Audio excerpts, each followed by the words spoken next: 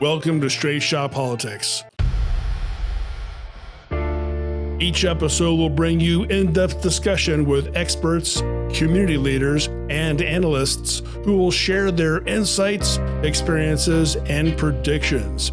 From local elections to global diplomacy, we'll provide you with the tools and perspectives you'll need to navigate today's real-world landscape. The views expressed by our guests are their own and do not necessarily reflect those of the hosts, producers, or this podcast. This podcast is an independent production and is not affiliated with, endorsed by, or sponsored by any organization unless explicitly stated. Welcome to Straight Shot Politics. I'm Lisa Chafee. I'm Josh Cease. And I'm Michael Nash. Well, gentlemen, it is full throttle campaign season. Yeah, it is. It's August. Dog days of summer. Indeed. So Labor Day's coming up, and that was always the traditional start of, the campaigns, at least when I was, taking poli-sci 20-some years ago or whatever at Ohio State. I mean, that was just kind of the thing. And now, really, you look at our the way the election cycles are going; they never stop. I mean, it's truth just be told, it never ends. we had the primary, and then it's just we get November and December off for Thanksgiving and Christmas, and then it's right back to it. But I'm really excited because here in Franklin County, we have a whole slew of candidates, and we're going to be talking to all of them. And so we've already talked to Don Roberts and Sean Kaiser. Don is running for State Senate 25, Sean for State Rep District 11. And now we have with us the beautiful, intelligent Bernadine Kent, who is a former Democrat. Oh. Yeah, well, she's also wearing an Arrest Fauci shirt, so she's one hell of a patriot in my book. Yeah. She used to be a teacher, believe it or not, and she used to serve as state rep as a Democrat. Bernadine, thank you for joining us. Thank you for having me. So I have to ask, what made you come to the right side? Well, if you know my story a bit, I, was a Democrat representing District 25, and I was that for 4 years. But actually, in my second year, I was trying to get a bill passed into law, which it did get passed into law, to make police officers, law enforcement officers, mandated reporters in Ohio. And we were the only state where they were not mandated reporters. I'm thinking I'm doing a good thing. But I made the mistake, obviously, of ruffling feathers. And one of the big feathers that I ruffled was voting for Ryan Smith for Speaker. And I was like the lone Democrat voting for him. And the rest of the people, Democrats, were voting for Fred Strayhorn. Why? I don't know. It didn't make any sense to me. And I don't know if you remember that whole cabal. But anyway, I voted for Republican Ryan Smith. And the very next day, I got kicked out of my caucus. So it's very tolerant. They're very tolerant. Right. So it's really very hard, to be kicked out of your caucus, to see people together as sheep. Like there were no longer those friends that I had, or those comrades that I had, or those like-minded people. They only moved as one, which was really quite shocking to me. And I'm really not interested in a party that moves as one like that. And even when I won again, they would not let me back in the caucus. They moved as one. And you're talking new people were in the House. So why would the new people vote for me to be out? And they still moved as one. And so it just was not a party that I was interested in. And so also I really supported some of the ideas with regard to President Trump. And so I also wanted to support him. And so that was a no, I'm sure. But I was pretty much out of it by then when I decided to support President Trump. And so that's kind of how it went, and how I ended up not being a Democrat anymore. And I didn't necessarily go full-blown into the Republican spill either. I was just thinking about what's next. And then I got this opportunity to run for state representative again. And I thought I did a good job then. I really care about my constituency. So I decided to do it again. So let me ask you, do you think that you mentioned there were some ideas, obviously I'm sure there's some things you disagree with President Trump on, as I do too, but things like that, do you think these things were always kind of inside of you, or was this an evolutionary process of your philosophy, like, kind of like growing and learning as you go along? Because you don't see that very often. It's not as common as it might sound, but one of the common things it is when you do find stories like yours is that, and I'm even watching the evolution of like Bill Maher right now on HBO. Mm-hmm. The absolute intolerance from within the party when espousing all these so-called enlightened, tolerant ideas, and you use the word "move" as one, like monolithic. That's the common theme I'm finding, is that like people who are independent, true independent thinkers, people who allow themselves to learn, grow, and evolve, they don't like to be told, well, no, you're not allowed. You got to stay in this little box right here. Don't you move. If you move, we're going to punish you. I think, is that kind of part of the evolutionary process to how you got to where you are right now? Probably, but more so, I think, is because of where I was at that time. There was absolutely nothing that they could do to me in my eyes. I wasn't a person that thought in terms of, well, I want to be elected again, so I better not ruffle any feathers. Or I want this job when I'm done being an elected official, so I don't want to ruffle any feathers. I didn't have that kind of mindset. I kind of like felt that I really feel strongly when people vote for you that you have a responsibility. So I didn't care about what someone thought I should do. I wanted to represent the people. And one of my big things, and one of the things that I respected about President Trump that he had said, and one of the things I feel very strongly about, is our tax dollars and where they go and how they're wasted, or fraud, waste, and abuse. I can't stand it. It drives me crazy. And, I've covered several things. I don't know if you know, but I blew the whistle on the No Child Left Behind fraud program. And, that came in, when did that come in? Probably about 2003, 2004, but it took me 7 years to get that program closed down, to stop the waste. And the program was supposed to, a federal program, as usual, these federal programs, and they give this money to the state and then to the cities, and they're supposed to do this, and that. And what happened was, I was at that time, I had retired, and I was advocating for children. And I'm thinking to myself, why aren't you guys taking advantage of the tutoring program? So they didn't know anything about it. I'm like, what's going on? So I look up the No Child Left Behind program on Ohio Department of Education's website. So I look at all the tutoring companies, and there are like 325.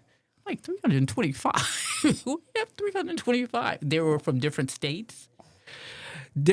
Like, how can they? I'm thinking, okay, you're in Los Angeles. How are you tutoring someone in Columbus, Ohio? So it was pretty shocking how they were all these tutoring companies that were everywhere else. Yeah. And I called every single one. I looked up every single one. One was to a strip club. So, I mean, it was... This reminds me of what's happening I was just gonna with say, the it's Medicaid familiar. fraud. Yeah. And I want to pivot a little bit. But we're going to have a conversation offline about that. Because, my passion is fixing what's wrong in our schools. Yeah, But you got her started now. So, don't get me started. I'll just go off on a tangent. But you've been working with one of our other candidates for state rep, Bruce Ewens, who's District 9, because your two districts are where the majority of the Medicaid fraud in Franklin County is happening. And as I understand it, the two of you have been knocking on some doors and digging up some information. Tell us about that. Okay, so this is who I am. I mean, I love it. God sends me, You're and a for some watchdog. reason, right. Truly, I am. Because when it smells funny, looks funny, I can't. It drives me nuts. So with this was a vendor, and one of the city council members had put on his monthly letter to the community. You need to go and see our helpers. They help with the rent. They help with utilities. They do these classes, ESL. I mean, just a number of things. And they were he says they're just absolutely wonderful, and pointed you to their website. So I go to their website. It's just great. They have all these things that they do. Oh, this is great. Now, I'm an advocate for families. A lot of times families come to me. So when I see something that's new, I'm like, this is great. So what do? I go to the address. What's there? Not our helpers. Nothing. Oh, They're geez. on the marquee, but they don't exist in the building. So to make a long story short, they don't exist there. Bruce goes. He sees they don't exist. Joe Healy. We even had Joe Healy and Alicia go, because for once, I said, I am not going to be the only one that sees what I see. So I took all these people. They don't see it. And as I said, Bruce goes, and Bruce also asked for materials because they say they switched to another place. So we go to the other place, no problem. She's there, the CEO of our helpers. I'm thinking, oh, this is great. She'll be able to help me. She couldn't give me a piece of paper. Oh, jeez. Not one. Not one piece of paper. I said, but what is she CEOing? I don't know. There's no sign. How to spend our There's money. no nothing. What they had done was they had stuck a like a flag in front of the building to act like they were there, but there was no evidence of them there. And so she gets caught on tape because James is taping. Then she sees she's taping. She really becomes irate and acts like her life's over. So we leave. But as I said, Bruce goes back, and what they gave him was a sheet of paper, one sheet of paper. And it had nothing on it but QR codes. And when you looked at the QR codes, they had this real creepy video of these black gloves putting a card in a children's book bag, just the black gloves and a card in the children's book bag to keep them safe. That was it. It wasn't connected to our helpers. It had no our helpers on it. So Bruce got that. So we think we're going to do the right thing, and we're going to write our city council members. And they said their chief of staff said that he was going to look into it. So we chose 4 of them because they were in their district. So we chose 4 of them.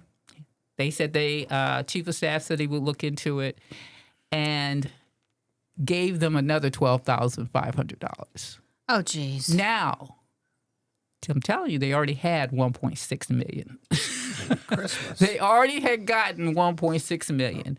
So that drives me nuts. I'm supposed to be able to find a vendor that you, the city, gave $1.6 million of our tax dollars to. I'm supposed to find them. They're supposed to treat me with respect and let me know exactly what they're doing with my money.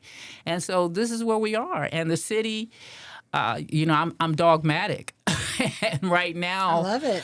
I'm waiting for the city to give me the proof that they even helped anyone with their rental Are they assistance. sticking? Is the city still sticking to their story that this is an they- actual legit above board program? Well, what they did was, after I wrote, we all wrote them, the 5 of us, which is me having them sign on to it. We wrote them.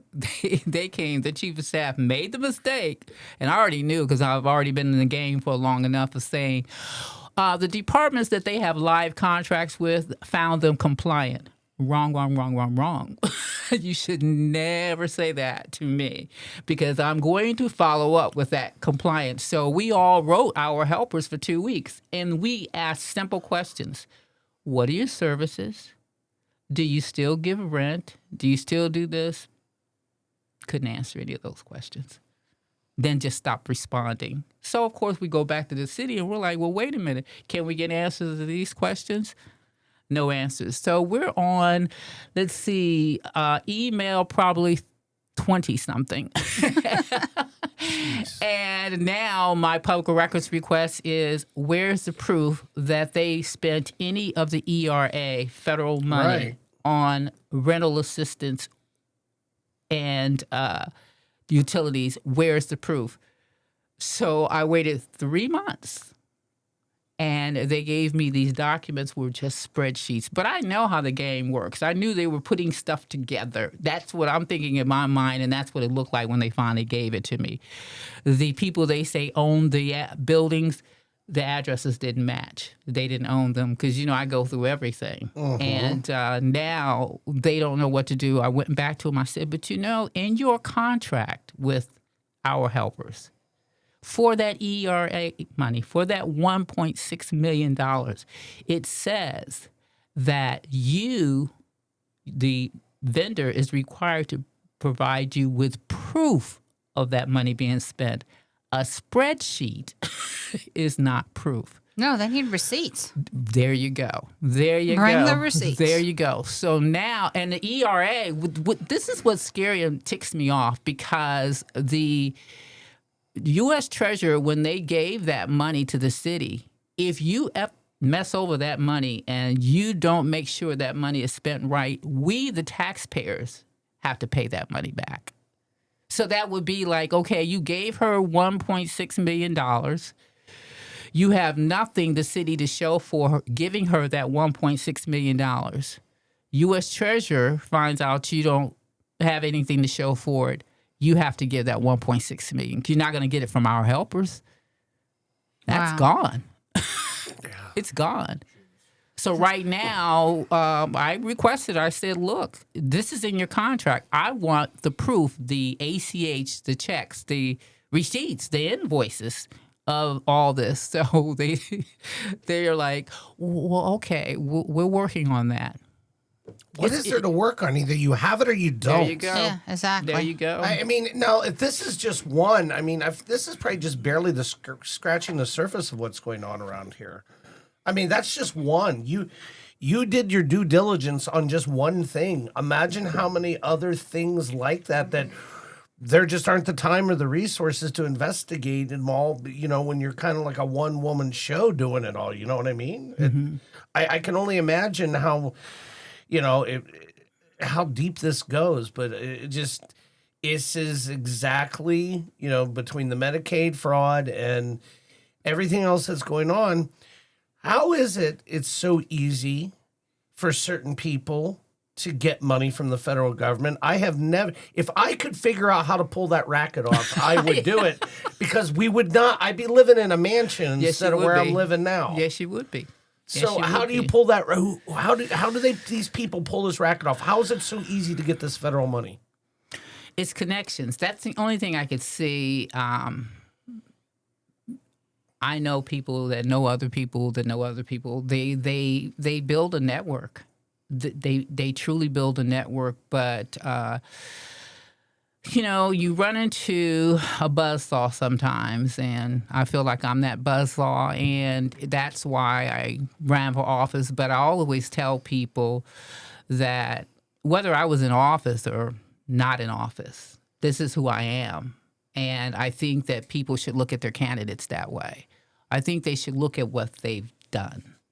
Well, yeah, actions speak louder than words. Right. Action speaks louder than words, not just listen to what they say, really see what they've done, even when they were not in office. Well, I'm looking at your website, which is kennedykent.com. So if anybody wants to go and check you out and help you, donate money or volunteer, they can go there. But you have your platform on there, and the very first thing is accountability and government transparency. So we've already seen an example of what she's doing for that. I love it. Know that, yeah. The other two things you have are protecting children and families and public safety and strong communities. So if you are elected, what are your goals to make those happen? What do you want to accomplish? Well, what I want to do is just what we just talked about. There's got to, I really want to work on a bill. There's got to be a way to curtail millions and millions of dollars just going out the door. And the thing that I equate it to is there is no way I can go to the bank and say, I want $1.6 million. Right. It's just like it doesn't happen. So why is it happening with our government? Why are they able to give that money out just because someone writes up something and says they're doing this and they give the money out? So one of my big things, because I think that is a big thing for everyone, that they want their tax dollars. If you're going to make me pay them, then make sure that my tax dollars are being used the way they should be used. And that was a big thing with President Trump. When he said that, it was like, oh, okay. Well, And businessmen are like that. And Yeah. people understand it about business. They understand rules, regulations. If they say that, that I can bring my lipstick back in a month, that's the rule they have and that's the rule they stick to. We don't seem to understand that where government is concerned. Well, how much of it, I hate to bring this up, but I have to.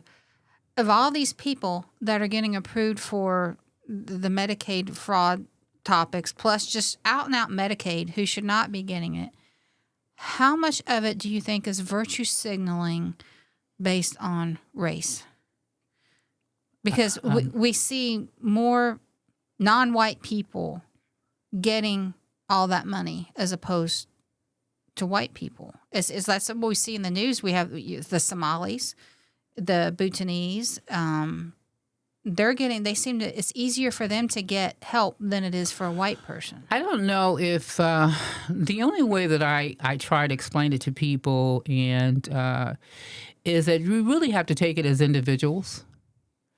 Because it's kind of what you just said with regard to how radio and things are changing, and people know what excites you or keeps you listening or keeps you watching or keeps you reading. Yep. And it's like me. I'm like, some of those videos, I'm like, man, it's like a car wreck. I can't even turn away. It is so entertaining. But so I don't really, I really ask people not to look at it culturally. It's big, and the thing is, the kids. When I was a teacher, it was a kid that told that it was this group of kids that really got me to that. What you're talking about. This is exactly how they explained it. They had a basketball game. A couple of kids came in and started a fight, and it was just a big people are running in the bleachers because they were fighting. And the next day, the principal of the school decided that, we're not going to have these basketballs and games in the evening, and we're only going to let parents and relatives come and so forth. And the kids said to me, Miss Kent, there were 300 of us there doing the right thing. And there were 2 that were not. So why are the other 300 being punished? And I'm like, you're right. Yeah. I used to do that in my class. When someone wouldn't shut up, I'm like, okay, if you don't shut up, the whole class is gonna... So when it just really clicked with me. So I don't go with what people want to lead me to. I have to go by individuals in what they're doing. I can only, just like Charlottesville. Yeah. They tried their best. Even one of the representatives, he wanted to pass something and get something approved about white supremacist groups and that the police need to be keeping track of them. And he was real mad when I wouldn't sign on. And I said to him, first of all, you're zeroing in on just white people. There are other groups that could be similar to what you call these white supremacist groups. I said, first of all, I have a problem with that. And then in Charlottesville, there was one person who ran that car down that street. And that's the only person I'm focusing on. Yeah. I'm not focusing on what side did what. He is the one that killed somebody. Not that all those people there, just that one person. So you can get caught up in that. So I don't do that because, because I heard you with the conversation on the ghetto culture, and I don't know that culture. I don't know those people that I'm seeing on those exciting videos. I don't know them. The people I meet, whether they make $20,000 a year, I don't meet those people. The kids that call you a B, I was called Bucktooth, and I said, look, you can call me Bucktooth. You can call me a B, but don't call me Bucktooth. I'm very vain. So in all my years of teaching, I never had a kid call me a name, other than Bucktooth. So it's hard to say, well, all kids, they're out of control. Well, you hear it all the time. Kids are out of control. I can't go there because if I go there, I'm lumping everyone together. So I've learned to just judge on individual behavior. And quite frankly, it pisses me off, whatever the color of your skin is, if you're wasting my money. There you go. I'm pissed off about I'm paying. Yes, exactly. Right, I'm paying, and that knows no group, color, or whatever. I'm going to be a Republican representative, but you already know the majority of my district, they vote Democrat, lean Democrat. Geographically speaking, your district goes from top to bottom where? All righty, let's see.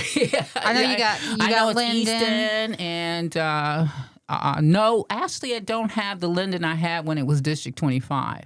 That's kind of cut down. That's redistricted. Yeah. So I have some of Cleveland. I don't go all the way down to the airport anymore. So it's changed. I still have Easton. I don't have. I have part of Morris Road. High Street, I have much more of. So it's changed. Okay. But it is still one of the highest poverty districts. Interesting. Yeah. So when you're out there knocking on doors and talking to people, give us your elevator speech to tell our listeners why they should vote for you. Well, I don't give them an elevator speech because you don't have time. But for me, I hope people will understand that I am a person that will try to protect their taxpayers' dollars, and I do care about what happens to our children. Those are my two main things. And now that I'm an old lady, I also care about the property tax, our health, how we're going to survive. So those are my big things, but I can't do everything. I am really not a person that talks about what I don't know. I just don't.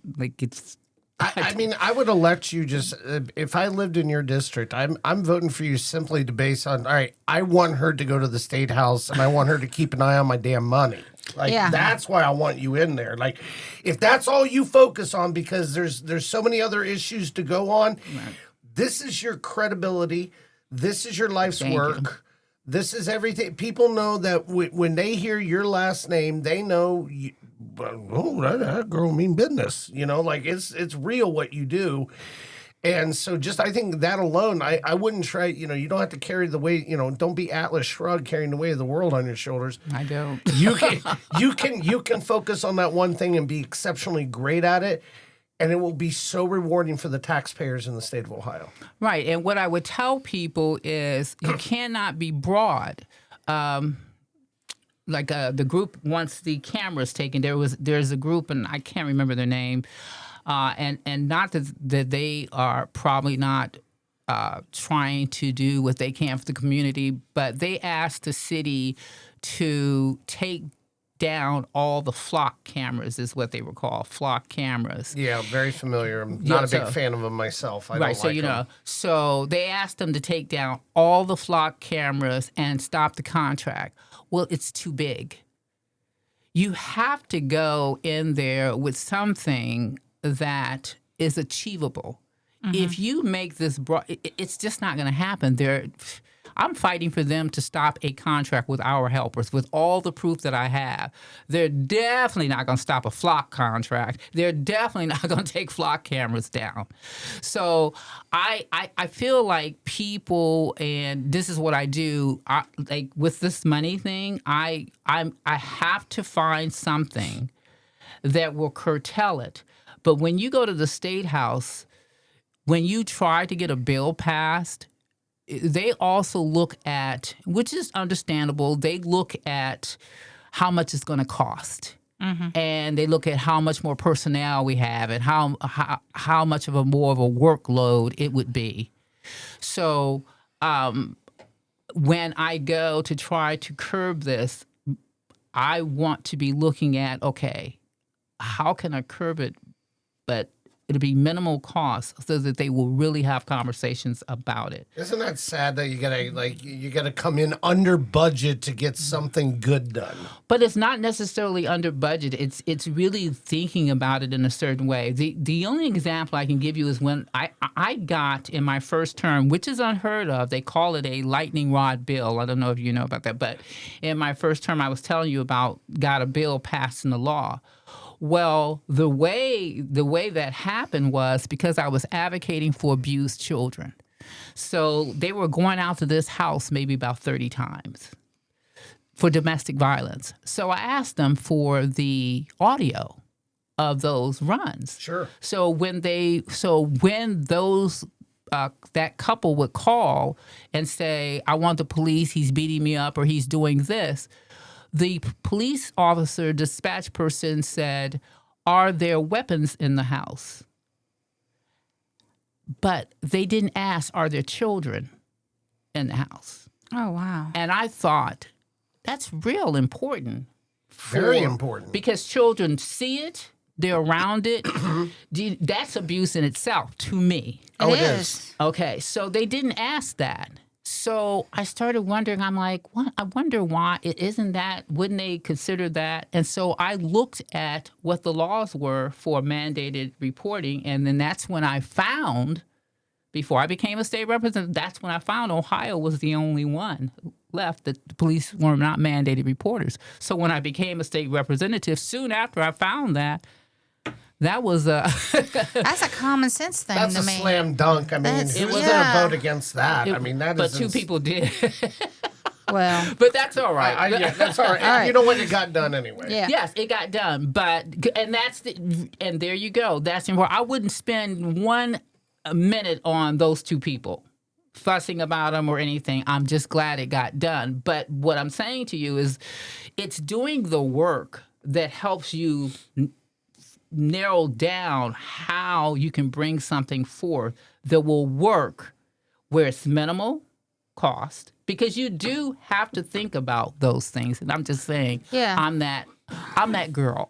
Well, I'm glad you're that girl because somebody needs to. Yes, because amen. we're in a spot because people didn't think that way. So, Bernadine Kent, it has been such a joy having you here tonight. If you live in State Representative 3, District 3, Bernadine Kent is your candidate. Please, so if you're in that Easton area, yes, go to her website, candidkent.com.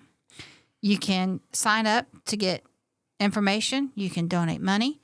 You can learn more about her, find out where she's going to be. She needs all kinds of help. She needs people out there knocking on doors, right? Right. And let's get you through and over that finish line in November. All righty. Sounds great. And then we'll celebrate on election night. Thanks for everything you have done and hopefully will do. And then down the road, when we get through this, you and I need to talk about the school system. You guys got to solve that problem Yes, next. we do. I want you on the education committee. That's where you need to be. All right. This has been Straight Shot Politics.